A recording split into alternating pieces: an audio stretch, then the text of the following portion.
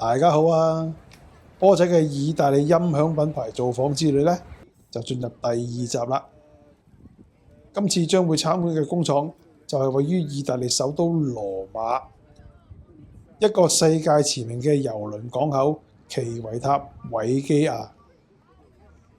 呢間就係今年將要慶祝成立30週年嘅 Odia Flight。Odia Flight 嘅創辦人兼設計師Massimiliano Marsi 先生同埋 Andrea Nardini 先生，當日一早就喺大門口親身招待我哋啦。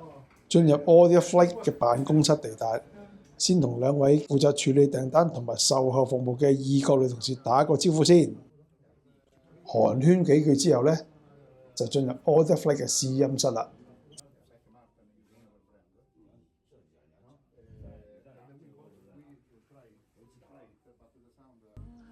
呢度所用嘅器材呢，就包括咗 FLS-20 SACD 兼容播放機、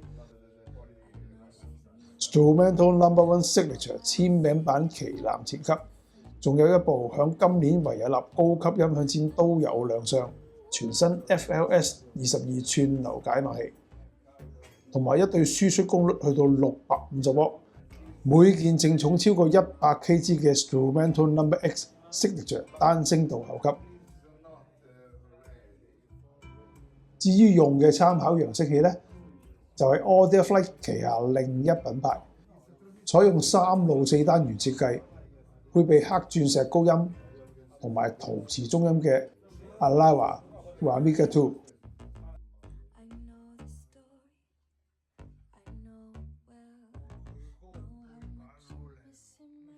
至於接駁線材呢，就屬於糅合金、銀、銅3種唔同導電性能嘅 Signal Projects 出品。呢度系統嘅最大特色呢，就係聲音穿透力非常之強，能量感亦都極之豐富，動態對比非常鮮明，完全係屬於 high-end 級別嘅示範效果。Oh, yes. This year is 30 years on the market.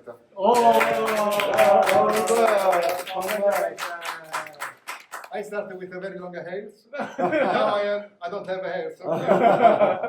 聽完完美嘅音樂示範呢，係時候就聽書啦。Massimiliano首先為我哋簡單介紹 Odia Flight 嘅建廠歷史同埋發展歷程，然後再深入為我哋介紹剛才聆聽嘅 FLS-20 SACD 兼容播放機，仲有 Strumento No.1 Signature 參考前級同埋 Strumento No.X 單聲道後級嘅製作精髓。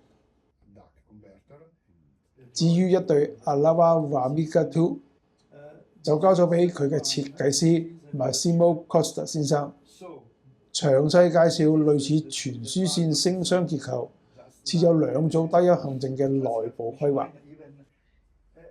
唔講都唔知，原來聲箱入邊結構係非常之複雜。波仔曾經收到好多發燒同好嘅查詢，內容都係圍繞住點解 Odia 嘅 Strumento 系列後級特別聚首。今日謎底正式解開啦！原來佢哋係用咗廠方特別訂製、容量高達3000VA 嘅 CI 型特製供電火牛。Strumento 系列後級之所以特別靚聲又好力呢，就係靠佢食糊㗎啦。至於 Strumento 系列所採用嘅印刷視圖板，亦都係經過24K 鍍金加工，除咗可以防止氧化，仲可以減低傳輸失真，提升音質。至於供電部分所採用嘅 Panasonic 同埋德國製 Mundorf 電解電容，亦都係屬於發燒級補品。Pizza. Yeah.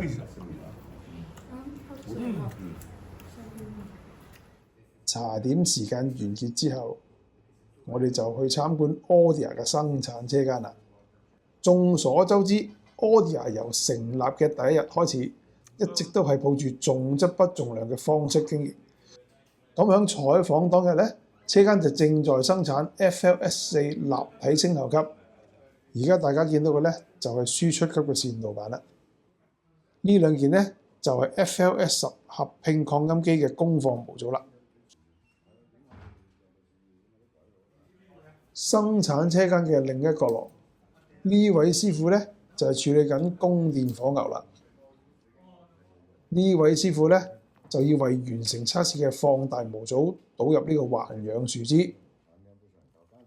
將模組進行密封嘅好處，就係可以全面減低零件受到外來諧振干擾，仲可以防止焊點受潮出現氧化，削弱器材嘅應有表現。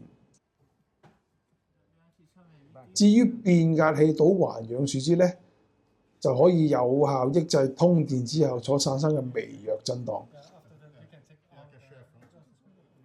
所有動用 CNC 進行切割嘅機身板件咧，組裝之前都要交由呢位師傅逐件打磨，將所有水口邊位嘅毛刺全部清走。無論產品平定貴，Audia 對於品質管理都係一視同仁。大家聽下呢位把守 QC 關口嘅工程師點講啊！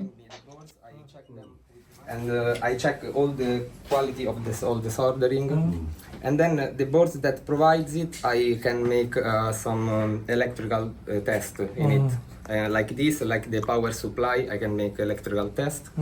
Then they prepare the main part, the main channels of the amplifier. They assemble it. They put the transistor on the heatsink, and they bring back to me.